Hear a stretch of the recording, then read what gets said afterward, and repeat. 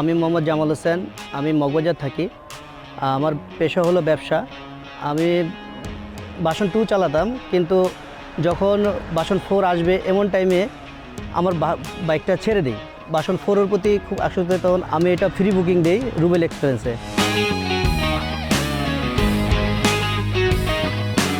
Mileage পাচ্ছি ভালো।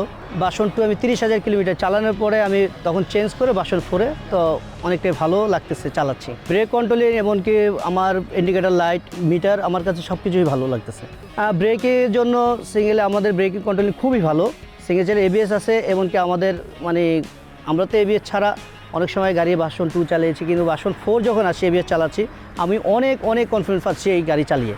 আমি সার্ভিস সেন্টারে খুব ভালো সাপোর্ট পাচ্ছি। মাঝখানে ভোলা গিয়েছিলাম, তো ভোলাতে আমি গাড়ি নিয়ে গিয়েছি।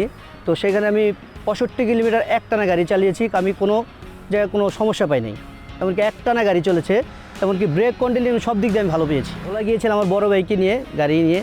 তো ফ্যামিলিকে, আমার বেবিকে নিয়ে স্কুলে যাই, তো সেই ক্ষেত্রে আমি সব দিক দিয়ে ব্রেক কন্ট্রোলিং, এমনকি গাড়ির সম্বন্ধে কী বলবো যে অনেক ভালো।